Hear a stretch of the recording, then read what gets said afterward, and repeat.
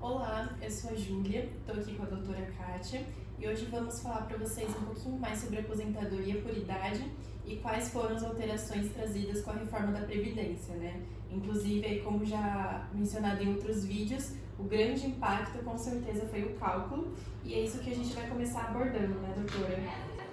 Sim, a aposentadoria, assim como outros benefícios, a aposentadoria por idade, né, assim como outros benefícios, tiveram alteração com a reforma da Previdência. Só que antes da gente falar o que mudou na aposentadoria por idade, acho que é interessante a gente falar, né, como era, para que as pessoas entendam essa mudança. Sim. Então, antes da reforma, ou seja, até 13/11/2019, a aposentadoria por idade, ela tinha como requisito a idade, né, que ainda tem, que para homem 65 anos e para mulher 60. Então eles teria que atingir esse tempo, só que não bastava esse requisito, como não basta também até hoje. Precisaria ter um mínimo de carência, tempo de contribuição, né? E qual seria esse mínimo? 15 anos. Então a pessoa teria que ter a idade e o tempo de contribuição / carência, digamos assim, para fazer jus à aposentadoria por idade. Então, e o que mudou nessa questão? Para os homens, basicamente nada, né? Na verdade, para os homens, só vai sentir a diferença quem se filiou à Previdência, quem passou a contribuir para a Previdência a partir de 13/11/2019, né? Que aí sim, esse tempo mínimo de contribuição passa de 15 para 20. Mas para aqueles segurados que já estavam contribuindo, né?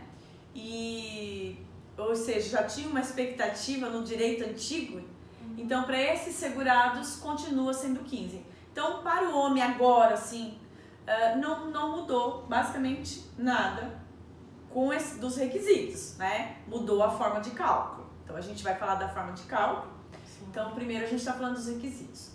E para a mulher? Para a mulher mudou, né? Para a mulher, os 15 anos de contribuição não alterou, tanto para aquelas seguradas que já eram filiadas ao regime de previdência, como aquelas que passaram a partir da reforma, né? Passaram a filiar a partir da reforma. Então, ambos os casos são 15 anos de contribuição. O que muda para as mulheres é a idade. Então, antes da reforma, era 60 anos. E depois da reforma, a regra permanente, né, é de 62 anos. Só que, para aquelas pessoas, né, para as mulheres que estavam aí próximo de alcançar essa idade, então como teve essa mudança brusca aí de aumento de 2 anos, parece que é pouco, mas não é, então criou-se uma regra de transição, né? Então, até 13, o que é essa regra de transição? Até 13/11/2019, na verdade, até 31/12/2019, porque apesar da reforma, né, da emenda constitucional passar a vigorar a partir do dia 13/11/2019, ele disse que, constou lá, que até 31/12/2019, o requisito etário, né, era de 60 anos.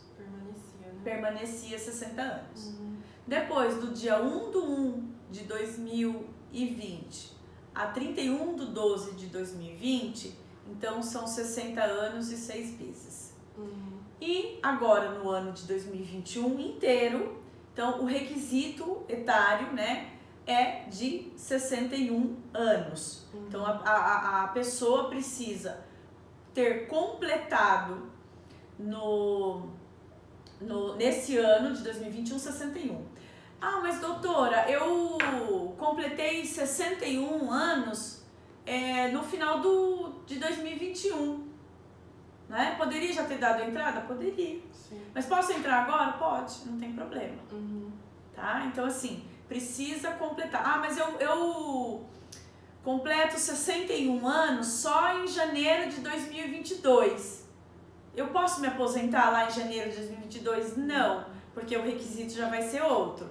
por exemplo, em 2022, nós vamos precisar, a pessoa vai precisar ter 61 anos e 6 meses, tá? Então, a gente precisa verificar o requisito naquele ano e se naquele ano ela consegue atingir esse requisito. Senão, ela vai para o próximo, então ela tem que, de novo, observar o próximo, até que ela consiga.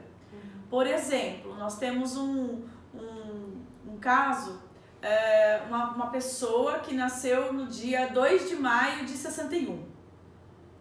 Então, ela 15 anos de contribuição ela já tem, ela só está esperando a idade. Então, ela já tem o tempo de contribuição necessário e só está esperando completar a idade para requerer aposentadoria. Então, nas regras antigas, ela alcançaria a aposentação, né, em maio de 2021, quando ela completasse a idade. Quando ela completasse aí os 60 anos. Mas mudou, né? Então, em maio de 2021, agora, qual que é o tempo necessário? 61 anos, né? Então, ela não vai conseguir atingir porque ela não vai ter 61 anos. Então, na verdade, essa mulher ela só vai conseguir atingir os requisitos porque eles vão sendo alterados, na verdade, em 2023, quando ela completar 62.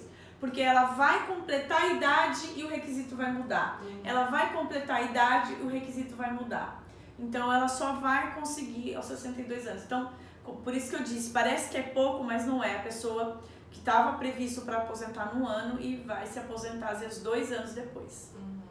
Tá? Então, é essa questão, essa questão.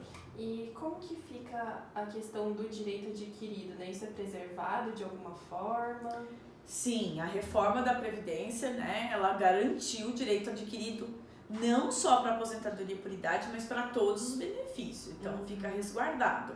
Mas não pode confundir direito adquirido com expectativa de direito. A gente acabou de dizer aqui da expectativa de direito, ou seja, ela estava próximo a alcançar na idade, não foi possível, então criou-se uma regra de transição para que amenizar esse impacto aí no caso da idade da mulher, né?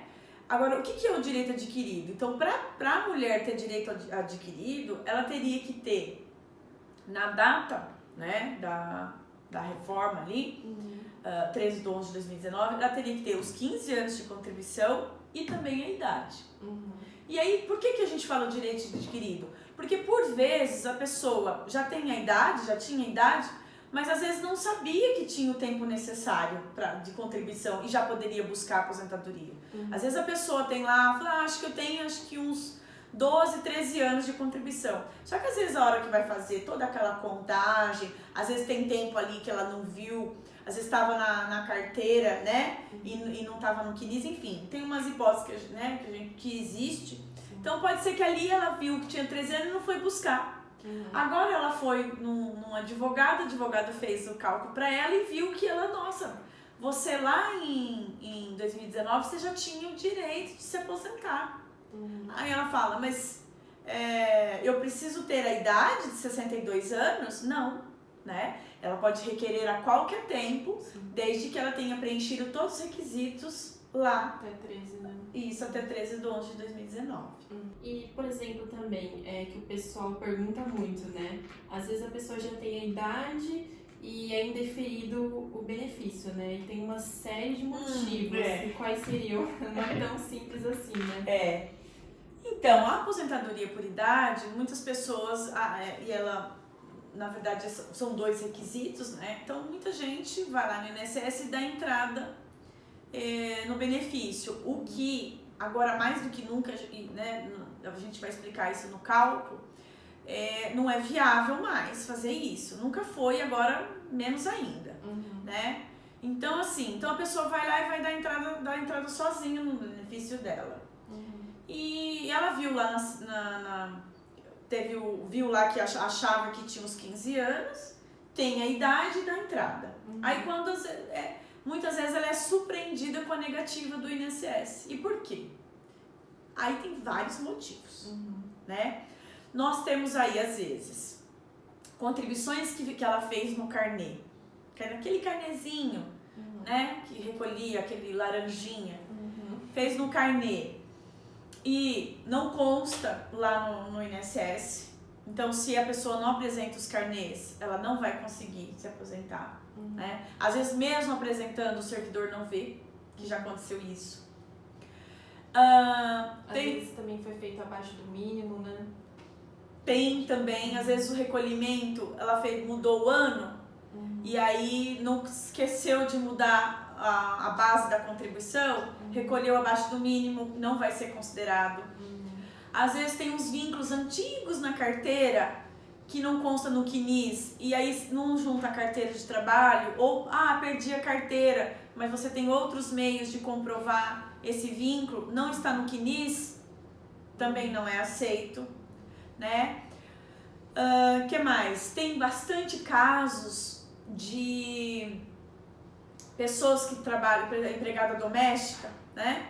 Que não foi feito o recolhimento, às vezes o empregador doméstico não fez o recolhimento, mas consta lá na carteira, o INSS também nega, ele não aceita aquele período, mas é possível, né, de se fazer através de um recurso ou mesmo através de uma ação judicial. Períodos de afastamento por incapacidade que gera... Sim. Eu tô aqui, né, tentando lembrar os inúmeros casos, né? Sim, os casos de afastamento, seja por auxílio-doença ou aposentadoria por invalidez, mas doutora, aposentadoria por invalidez, né? Mas ela já está aposentada, ela vai aposentar por idade? Sim, porque o aposentadoria por invalidez não é um benefício definitivo. Então, a gente teve vários casos aí do pente fino do INSS que várias aposentadorias por invalidez foram cessadas. Então, esse período que ela ficou, que a segurada ou o segurado ficou afastado, né? Desde que ele intercalado entre contribuições, ou seja, teve contribuições antes de afastar e depois que cessou o benefício, se fizer uma contribuição, e aí também é uma dica valiosa que eu tô dando aí para vocês aí de casa, né? Vai lá, eu cessei meu benefício, vou lá dar entrada. Ele não vai aceitar esse período. Porém, se você fizer uma contribuição após a cessação desse benefício, esse período pode ser considerado, né? Às vezes o INSS não aceita também, devido ao entendimento dele. Há alguns que aceitam, outros não, vai depender aí do servidor. Mas é possível isso na justiça. Na justiça já está pacificado que esse período ele é devido e deve ser contado no tempo para aposentadoria por idade. Tá? Então a gente tem isso também nesse caso. O que mais que nós temos? O recolhimento efetuado pelo código errado. Que muitas vezes... Então a gente tem às vezes recolhimento abaixo do mínimo, recolhimento feito em código errado, e outros recolhimentos fora do prazo, que às vezes precisa regularizar, só que às vezes o apresenta lá da entrada, o servidor, tem 13 anos. Ele falou, nossa, mas e aquele recolhimento? Ele não aceitou aquele período que eu fiz em atraso. Não aceitou mesmo. Porque precisaria ter juntado uma documentação que comprovasse, por vezes, a atividade remunerada, por exemplo. Então, são uma série de detalhes, né?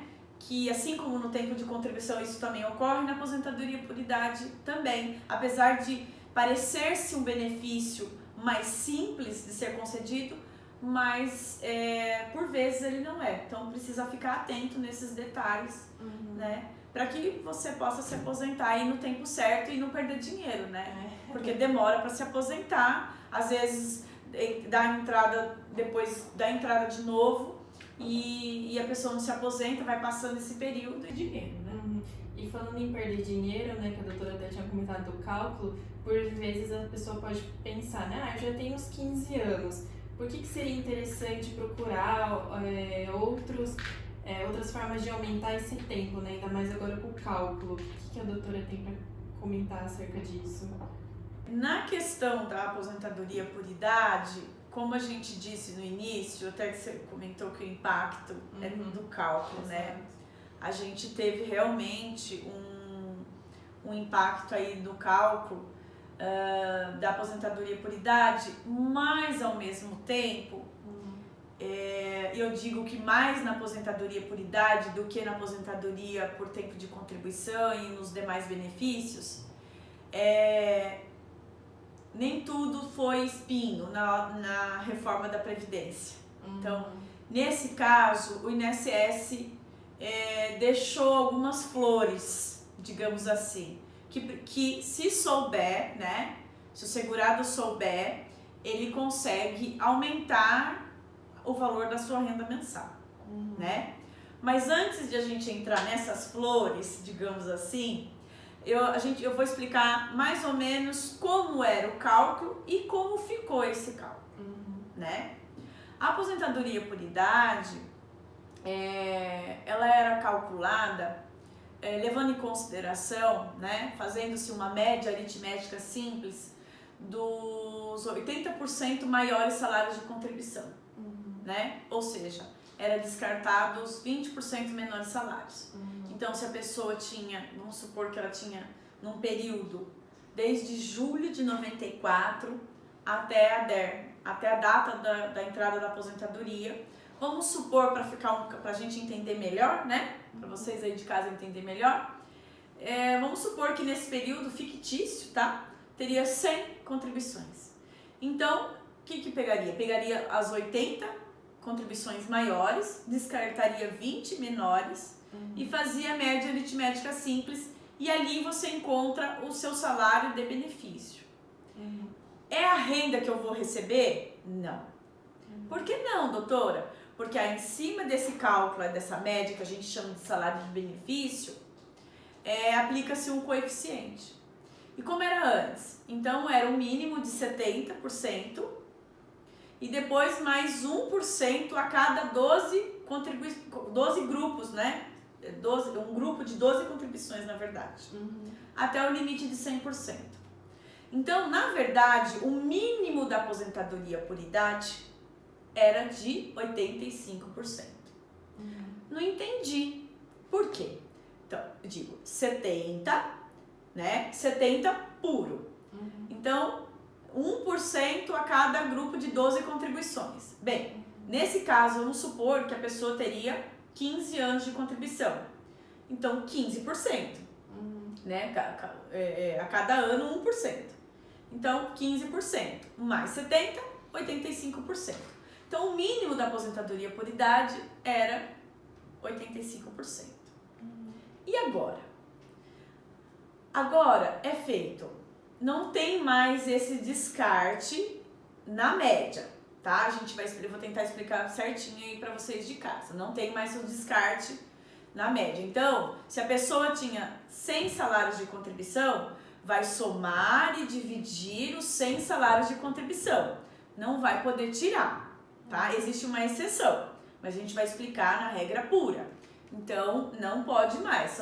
É 100% do salário, né? Então, somo tudo e divido. Não consigo descartar. Isso faz com que a média, por vezes, diminua.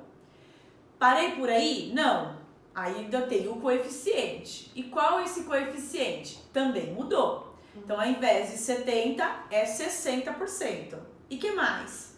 Então, e mais 2% a cada ano que ultrapassar 20 anos de contribuição para homem e 15 anos de contribuição para mulher.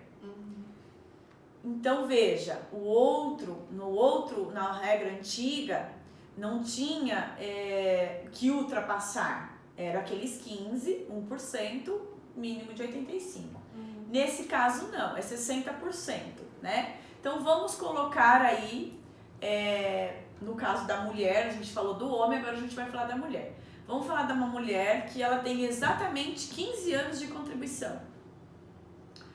Então, ela vai receber quanto de coeficiente?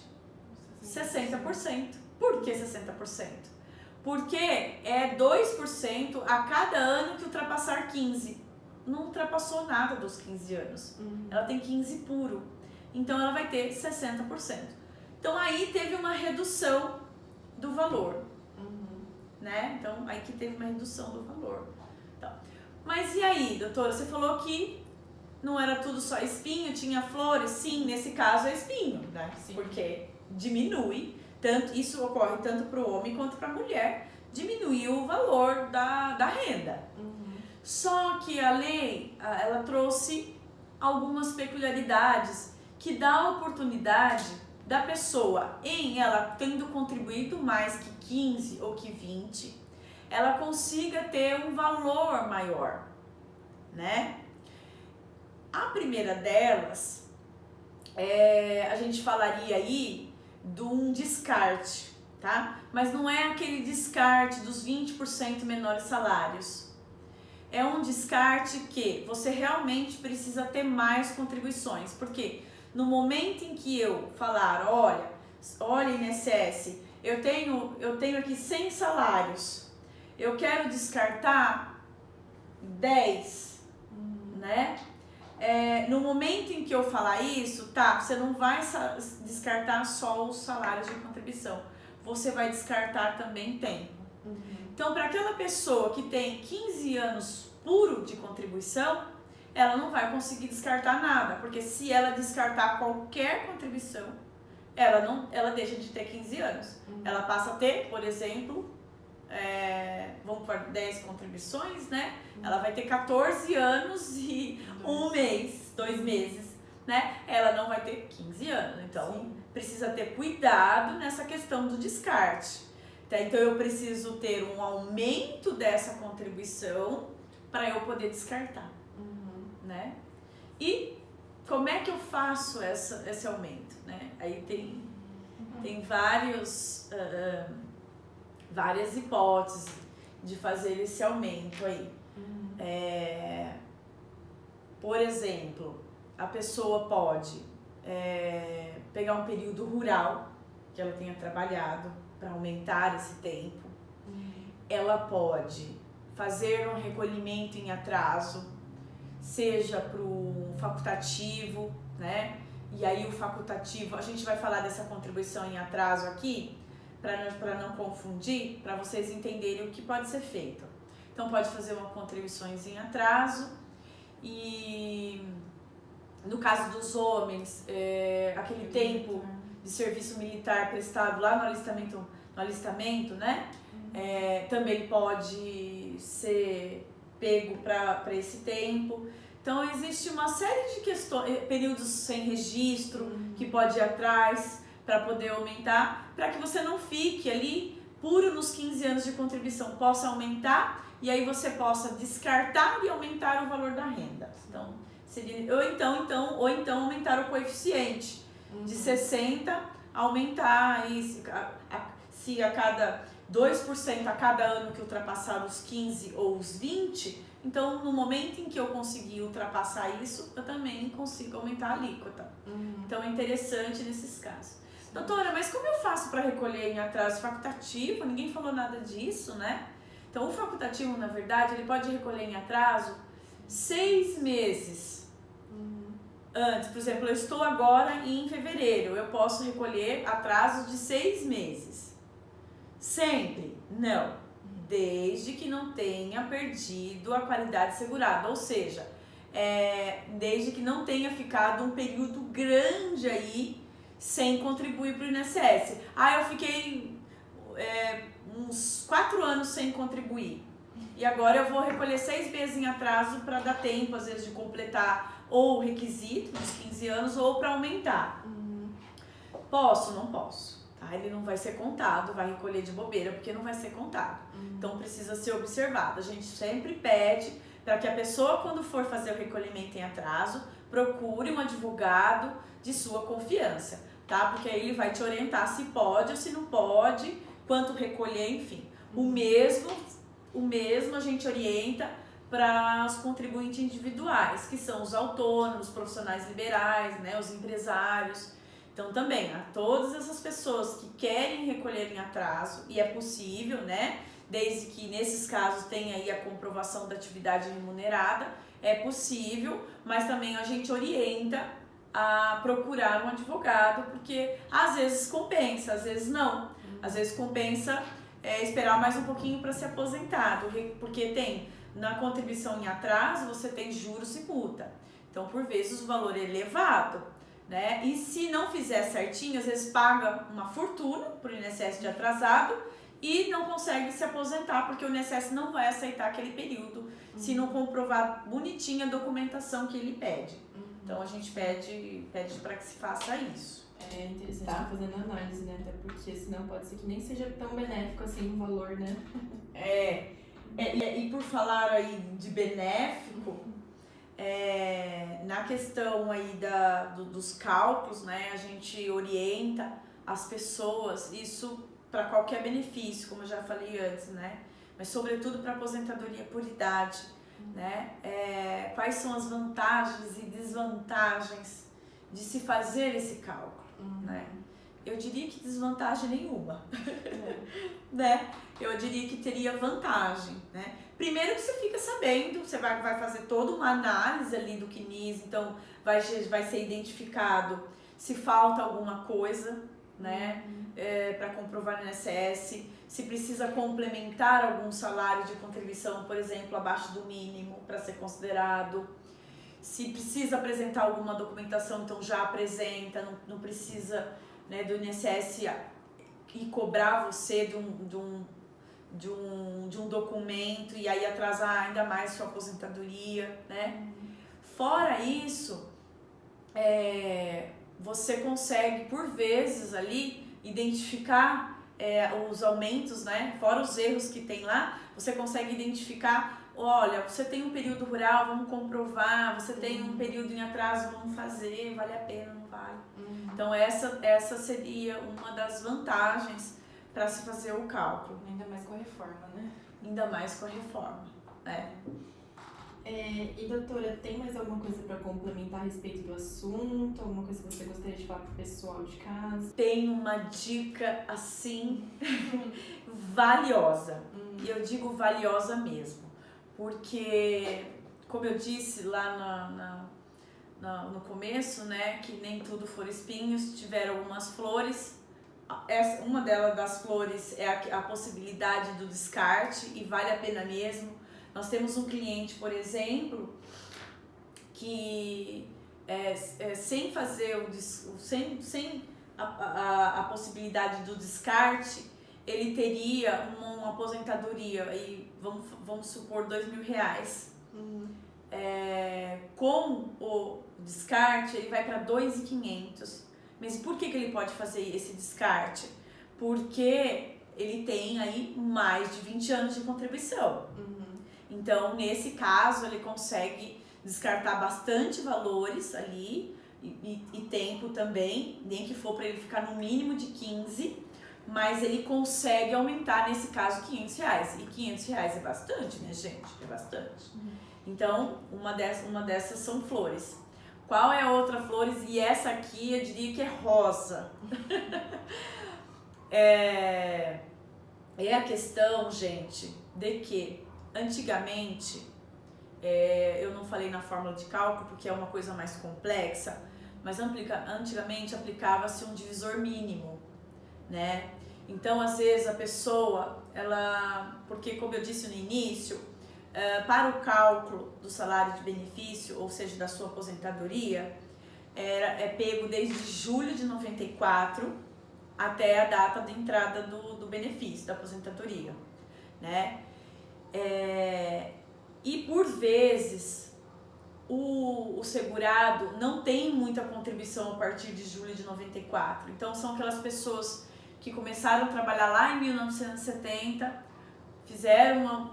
trabalharam até às vezes 93 ou mesmo 1994, ou às vezes até 1995, 96, né? E depois pararam de contribuir por N fatores, né? A gente tem um desemprego, às vezes virou autônomo, mas não contribuiu para o INSS, enfim. Você tem aí N fatores. E isso é uma realidade, tá, gente? Que a gente vê muito aqui no escritório. Então, o que acontecia antigamente? Pegava-se apenas esses salários, vamos pôr, no caso que trabalhou até 97, vamos supor que seria 36 salários. Então, pegava esses salários, somava esses 36, só que a divisão não era feita por 36. Vamos supor que era feito por 100, que é um divisor mínimo. É um cálculo que faz que para cada benefício, dependendo da época em que ele se aposentou, tem um divisor mínimo, tá? Não vai dar para explicar para vocês porque é um pouco mais complexo. Então, vamos supor que 36 dividido por 100, né? Eu somo 36 dividido por 100, eu diminuo muito o valor, né? Mesma coisa que eu pegar R$36 dividido por 100, eu vou diminuir. Então, a maioria, e a gente vê muito isso, muitas aposentadorias por idade eram concedidas com valor de salário mínimo. Aí a pessoa falava assim, mas doutor, eu contribuí uma boa parte da minha vida com salário altos, eu trabalhava em empresa grandes, multinacionais, recebia um valor altíssimo. Como é que eu posso me aposentar no mínimo? Por conta desse cálculo, né? E agora? Agora não tem mais o divisor mínimo. Não tem mais a previsão de aplicar o divisor mínimo. Então, eu consigo, vamos supor que essa mesma pessoa, eu consigo pegar esses 36 salários e dividir por 36, né? E tem condições de, às vezes, descartar alguns salários, porque às vezes ele tem mais, vamos supor que até 94 ele tinha mais de 20 anos, né? Eu consigo descartar. E também, e aí a dica valiosa da valiosa, dependendo do caso, se fizer uma contribuição, algumas contribuições com valores aí no teto ou próximo do teto, eu consigo elevar em muito o valor. Porque, como eu disse, você vai somar esses salários de contribuição e vai dividir. Então, se eu inserir algumas contribuições de valores maiores, né? Mesmo que agora eu consigo aumentar o meu valor, porque eu não tenho mais o divisor mínimo, né? Então teve um caso aqui do seu Reinaldo. Seu Reinaldo, ele tinha um auxílio acidente que no valor de R$1.500. Isso é verdade. Aliás, tudo que eu tô falando aqui é verdade, mas é um fato, assim, que a gente está contando, que realmente aconteceu e nos valores exatos, porque a gente às vezes não lembra do valor exato e a gente, né, coloca 2.000, recebeu 1.000, mas esse caso era 1.500 e de auxílio acidente. E o auxílio acidente, pessoal, quando você se aposenta, ele cessa, né? Então ele adquiriu a idade e quando ele foi requerer a aposentadoria, ele viu que ia receber salário mínimo. E aí ele não quis, ele não recebeu, deixou lá, falou, não, eu não quero esse valor porque o auxílio acidente é de 1.500. E aí passou e veio a reforma, né? E mudou a lei, mudou o cálculo da aposentadoria por idade. E aí nós fizemos de novo esse cálculo para ele. E aí ele conseguiu, né, ao invés de receber salário mínimo, ele conseguiu receber mais de R$3.000. Por isso, a vantagem de se fazer o cálculo antes de buscar a aposentadoria, né? Nesse caso, não dá para explicar para vocês de casa certinho o que acontece, né? Mas mais ou menos é isso. Então, você inserindo algumas contribuições em um valor alto, você consegue aumentar o benefício. Claro que isso depende do cálculo, porque tem pessoas que isso não vai acontecer, tá? Vai depender de cada caso. Então, cada caso deve ser analisado. Não pode falar assim, o meu amigo deu certo, eu vou também dar certo? Não sei, porque o seu caso é específico e precisa ser estudado, né? Individualmente. Então, cada caso é um caso. Mas existe, tá, pessoal? Vale a pena fazer o cálculo antes de entrar na aposentadoria. Vale a pena buscar um profissional especializado na área, né, Júlia? E para que você tenha aí sempre o melhor benefício. E nesse caso dessa aposentadoria que eu falei, o segurado ficou muito feliz. Porque, claro que ele perdeu o auxílio acidente, né? Porque ele se aposentou, mas ele ficou com o sorriso aqui, porque ele não mais iria receber o salário mínimo, e sim um benefício aí, mais de R$3.000, mais que o triplo, né? Que era, na época era o salário mínimo de 1.045, né? Que foi o ano passado. Então, mais que triplicou o benefício dele de aposentadoria por idade.